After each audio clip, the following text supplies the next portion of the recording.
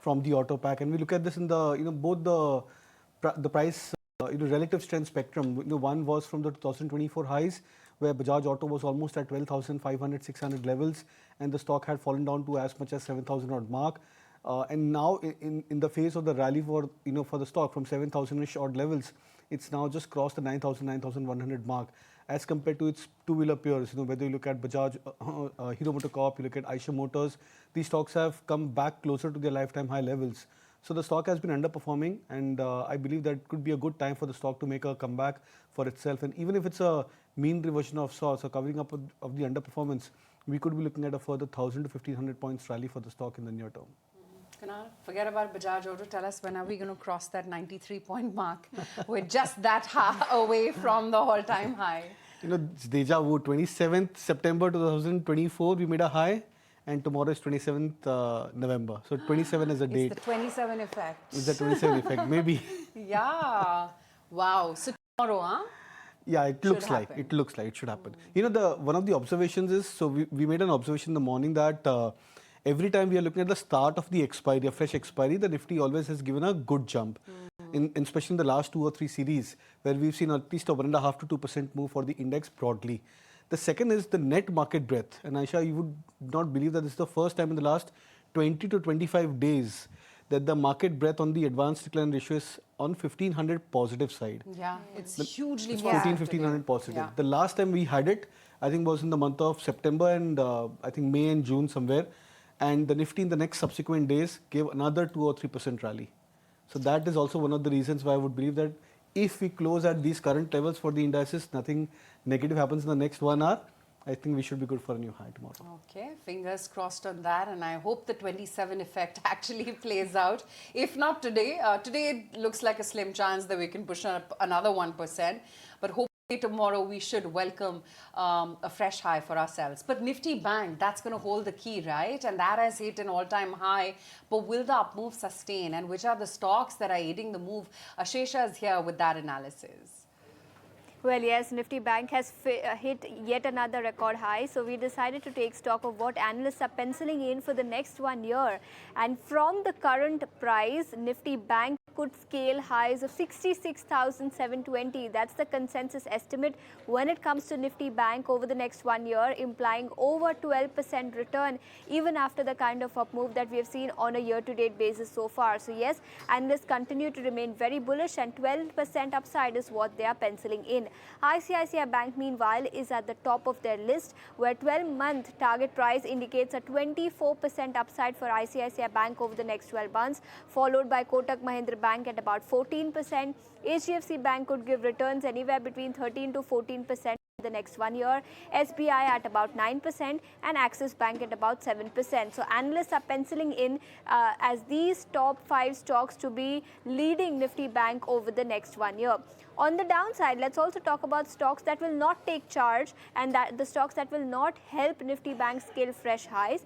One, of course, is Kotak, IndusInd Bank. That continues to face regulatory challenges. 11.5% downside is what we could see on IndusInd Bank over the next 1 year. Let's also talk about AU Small Finance Bank, 5.5% lower. Federal Bank, Punjab National Bank and Canara Bank, all of them could give negative returns over the next 12 months. So yes, for Nifty Bank, we could see over 12% upside, but we also took some time and put spotlight on individual stocks that will lead charge for Nifty Bank over the next 12 months. Okay, Ashesha, thanks so much for taking us through that. Kunal, yes, Nifty we've spoken about really close to their all-time high.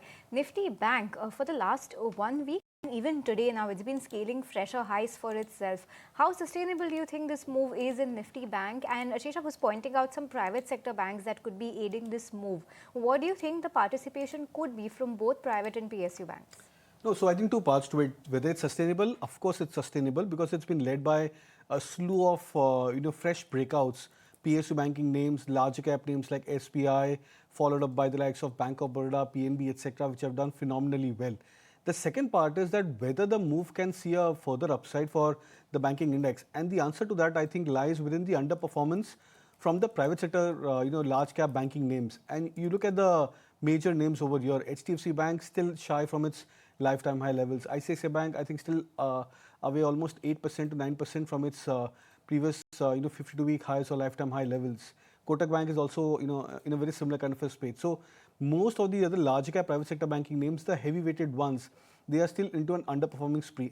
You can't have a point where the bank Nifty or the index can continue to make a new high and the large cap stocks will be left behind by a huge margin. There's bound to be a catch up or a cover up which could happen in the private sector banking names. I'm not saying it will happen from tomorrow onwards, but then eventually over the next 1 to 3 months, you would see this point where the private sector banking stocks will make a strong comeback.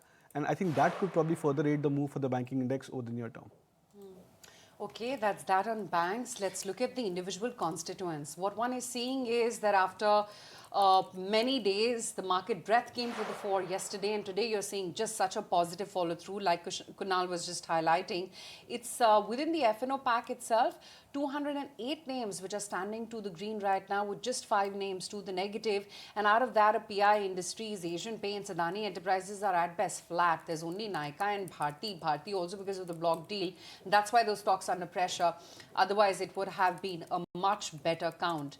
Having said that, Kunal, the whole debate about money moving out of the SMIDs, moving to large caps, now with the all-time high just about being taken, do you sense that that will act as an equalizer and both large caps and small and mid caps will move up alike? See, it's all about confidence, for mid caps and small caps to move up higher. Right now, over the last 2 months, the markets were lacking confidence. Yeah. Even though we were making new highs, we are coming to closer to new highs with strength across a few large cap names, private sector banking stocks, Reliance, etc. But it was very staggered. It was not a consistent approach that you saw many of the large cap names or most of the sectors participating or seeing a follow through up move, except for very, very few sectors which had actually performed very well. So with confidence coming back, there's bound to be a point where mid caps and small caps will eventually make a comeback. Very difficult to anticipate when that will happen because we are not just looking at a breakout for the Nifty of its lifetime high levels. We want the index to sustain, build further, because looking at the global markets, we've grossly underperformed in the with the entire global market arena in the last 11-12 months of this selling. So I think in that context there is much more headroom for the index to move up higher.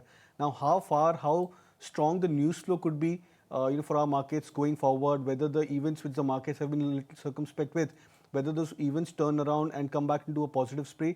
I think if that happens, then we are looking at a much more stronger confidence booster for the index, and that itself will lead to the very strong recovery, potential recovery for mid caps and small caps. Okay, on that note, let's take a very quick break. When we come back, we'll chat a lot more stocks and tell you what active trades can you participate in.